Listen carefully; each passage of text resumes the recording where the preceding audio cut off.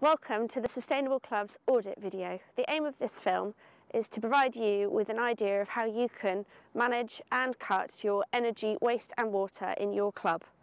Today we're going to go around a medium-sized club which has approximately 500 members. Hopefully we'll be able to go around spaces that are similar to yours that will enable you to work out what you can do. Before you go on any kind of audit, there are a few things that you might find useful. A torch to see in dark spaces, a tape measure to measure things, and maybe a pen and pad to write things down as you go. A screwdriver might help you get into a few places, such as the gas cupboard that we're going to look at in a minute. Now, there are a few key things that you really want to get out of this audit. Number one, you want to understand exactly how much energy, waste and water you're consuming, generating or using. You're going to want to understand exactly how you're using your club, whether you're using it to its full capacity and whether you're maintaining it well enough to make sure that you're minimising the energy consumption. And then you're also going to want to work out what you can actually retrofit to the space to cut energy and water. Okay, so this is the gas meter cupboard. The gas meter cupboard typically is outside and you'll typically find them looking like these rabbit hutches. Sometimes they'll be on the side of a wall, but other times they'll be independent and separate to the building. Quite often, if they're a more modern type of gas meter, they'll be in green plastic and you'll need a specific key to get in. This one, luckily, isn't locked too much, so we've been able to get in with our screwdrivers. So, the important thing is to read the gas meter on a regular basis. You'll want to do this with your electricity and water. Regular, depending on how often you get your bills and how they're metered, is up to you. But I would suggest that quarterly is at least a sensible starting point. This is the meter reading that you would need to take. This meter reading needs to be used and written into the spreadsheet that you can download from the Sustainable Club's website. You need to add in the date, and of course it's the difference between this meter reading and the next meter reading that you take that tells you how much you've used during that time period.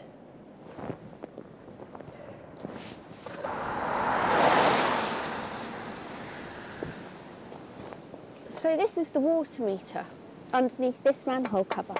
Now, water meters typically are further out towards the road.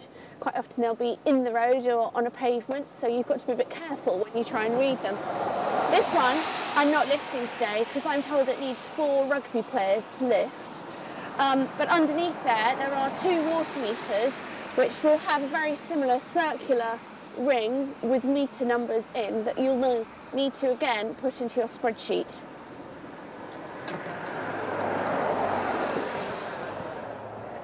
Okay, so this is the electricity meter. Electricity meters are classically in a storage room, which this room is, tucked away in a corner with a few cobwebs. You can see that there's a digital dashboard which has the meter reading on it, which is what again you'll need to write down and then record in your club's spreadsheet. So this profile that we took of this club, you can see that it's got all the different days of the week in colour. You can see the different colours correlating to it. What you can see here is that there's a 24-hour period that we can see the energy profile and you can see the usage up on this side. And what happens is that there's a regular base load that consumes electricity all the time. What also happens is you can see that there's profile changes where the club's in use, and that's potentially the external lighting, but other elements which are switched on, such as bar lighting or the ventilation or kitchen equipment. So you can see that on a Saturday, I believe it is, you've got activities that happen throughout the afternoon, and then 2 nights a week you've got a big spike where people come in for training. One of the spaces that's key to understanding whether you've got lots of leaks and drafts is your loft space. So it's important to get up there and have a look around. Current regulations require you to have 10 inches loft insulation, and this will insulate you sufficiently. When you go into your loft, what you need to do is try and understand to what degree you've got more recent loft insulation. You'll be looking to see whether you've got it in a pre-sealed bag, whether that's been rolled out. That would be a very new and recent piece of insulation. or whether you've got older, maybe even down to 1 to 2 inches worth of loft insulation, and that could be compressed. If you've got that, put some more insulation on top and cross it over so that you get rid of any of the air gaps. Another thing in the loft to watch out for is the pipes. You need to make sure that they're insulated fully so that they don't freeze when it's cold, but secondly, that you don't lose heat from them just on a general day-to-day basis. Where there are doors that take you to the exit, it's important to have a look at the seals that are on your doorways. About 30% of your energy is lost through drafts.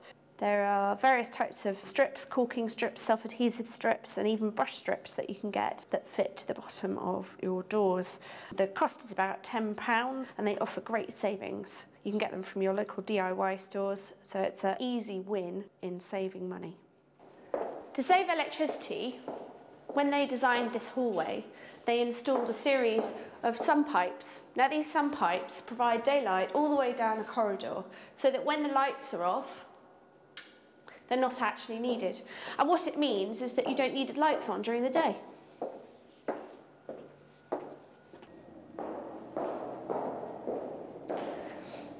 This is a changing room.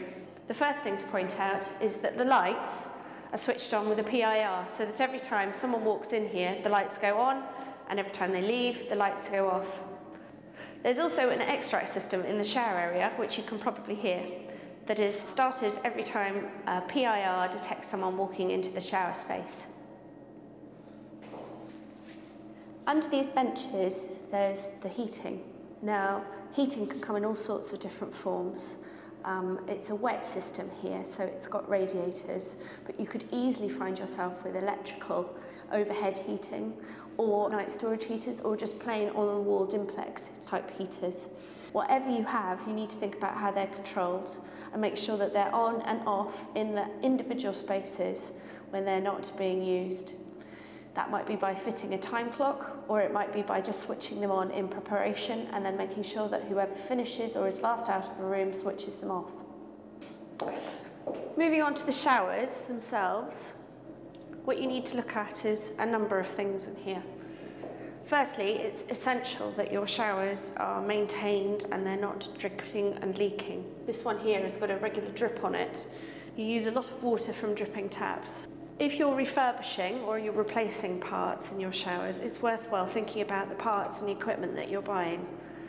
This shower has a percussion fitting, which enables you to set how long the showers will run for, 20 seconds say, and then the user would have to switch it on again. That saves you a significant amount of water. The next thing to look at is the shower head. You can get restricted water flow shower heads these days, such as this one. You can save up to 30% by putting in a low flow shower head, such as this one. This is the main plant room. It's got the boiler and the hot water heaters all in here. It's also where everything is controlled. So looking at the hot water plant to start off with, the key thing to do is to understand exactly what you've got. In this plant room, there's the gas-fired water heater. This is a Lochinvar, and on most pieces of equipment there'll be a label that'll tell you what model it is and what size it is. Typically what you'll find is you'll go into a plant room and you won't find a user instruction or anything on it, so you want to write that down and understand what you've got at a later time. In this situation, we've got the gas-fired plant, and then we've got a secondary storage tank which has got an immersion heater on it. That's keeping the hot water stored, ready to go, because of course when you've got a big club like this, the hot water is one of the key things that you need to use lots of. Now that's controlled in this plant room by this hot water controller. It may be that you know how to use it already. You may need to go away and get onto the internet and find the instructions. You need to be able to work out exactly when it comes on and when it goes off, and see if that's in line with when you actually have got sporting activities happening. This is the main boiler for the club. You can see it's a Rima Quinta 65, and when you open it up you can see that there's a control panel here that tells you what's going on. It tells you what temperature at the moment. The flow temperature is at 80 degrees centigrade, so it's operating probably on an 11-degree temperature differential. This is about 10 to 15 years old. You'll need to understand what kind of boiler you've got and what sort of age it is. It may be that you've got a big old cast iron boiler that could be 40 plus years old, or you could have something a little bit more modern than this, some kind of condensing boiler. What you want to do is to make sure that it's being serviced on an annual basis. You might not be able to find anything in the plant room. You might need to talk to someone who runs and operates the club. You want to find out when the controls are on and off. Find out what type of controller you have. If the instructions aren't here, go and get them downloaded and try and understand what's going on. Again, this is a 7-day time controller, and it'll have 2 times when it comes on and off. You want to check on this several things. What the set point temperature is, so what is it aiming for? What is it trying to circulate the temperature at? What temperature is it trying to heat the spaces to? You don't want it to be set at 25 degrees, you want it to be set at approximately 19 to 21 degrees. In loos, obviously it's water consumption that you're worried about. You need to think and work out what size your cistern is, and then what you can do for a low-cost measure is install one of these. This is a hippo or a crystal bag. What you need to do is to take your cistern off. You can see straight in there. And then what you need to do, depending on which one you're going to use, is to drop them in. So you can see when you get it, you'll get instructions on it. You basically drop this one in to the bottom, right at the bottom of the system. The crystals will swell up and that will save you a litre of water. A hippo, as again, has got instructions on the back. You would open it up, push it in, and it will in time fill up. You put some cups of water into it and that's it. These are wash hand basins in the toilets, and these wash hand basins have got normal screw taps on them. If you're coming to replace them, think about putting in percussion fittings. Again, they reduce the amount of water that's consumed every time people use them. There is another option as well, and that's to put a flow restrictor on. Now you can buy a flow restrictor for almost peanuts at your local DIY store, or you can talk to your water supplier and they'll provide you with some. And they're very simple to fit. You literally sort of click them up underneath and they'll reduce your water flow by up to 30%. Within the club area there's 55 halogens. Unfortunately, they're not all on one on-off switch. They're able to have banks and areas of them on.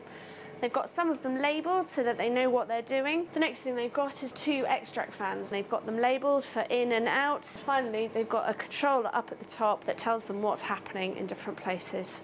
All of these add great efficiency to it. It's great that it's behind the bar and that the bar staff can operate this when they're actually behind and working and the club's busy. When you look at the kitchen, you need to make sure that the fridges and freezers are away from the hot area. In this kitchen, that is the instance. You need to check the temperatures that they're at, between 3 to 5 degrees for the fridge and minus 18 for the freezer. Whenever you're buying new equipment in the kitchen, if you go for an A++ rating, you can save 50% of your energy consumed on an A-rated piece of equipment. In the wash-up area of the kitchen, particularly for the dishwashing, this dishwasher, as I understand it, is only used when the kitchen is in full swing and they're doing lots of meals, and the rest of the time they use the sink. That saves water and it saves energy. This is the beer cellar. Beer cellars often use up to about 20% of the energy consumption of a club. It's a constant load, day and night, and so it's important to think about what you can do in here. Beer cellars shouldn't be any cooler or any warmer than about 10 degrees. The other thing that you can think about is how you optimise your energy consumed by the equipment. This is a beer optimizer, and you plug it in through your compressor and it saves a significant amount of energy, about 40%. But you do need to make sure that you time it and you set it up so that it runs only when it's in line with your bar being used. By putting in double glazing to your windows, you can save half of the energy that is emitted through them. This window has got double glazing. It's openable. You need to make sure that this is shut during cold periods. You can still feel the draft coming in, but at least you're propagating the air that's trying to get in. When you're looking at light fittings, what you want to do is understand exactly what you've got. There are T12s, T8s, and then now T5s, which are the most energy efficient light fittings. The way to understand that is to have a look and see what diameter you've got on your light fitting. And also, if you can, have a look at the manufacturer's rating and see what's written down about it. Then you can go away and look up and appreciate what you've got and what's possible to fit there. So hopefully that's all of the spaces that you've got covered. You should have loads of notes like I have, and the next objective is to go away and work out what you can do. There's probably some behavioural things that you can start to influence people on straight away. There's probably some really quick, cheap things that you can do, like draft proofing. And then you might find that there are some other things that you want to think about, try and cost up, try and work out how you can do them, and try and get some funding for. If you need more information on what to do for different things, then have a look at the Sustainable Club's website. There's more information and there's signposts to other areas. Have a look at the manufacturers that we identified and their websites and see whether they've got the guidance materials, but they might have updates on equipment and best practice on what you should be doing. Good luck, and hopefully you'll save lots of energy, water, and do a lot better.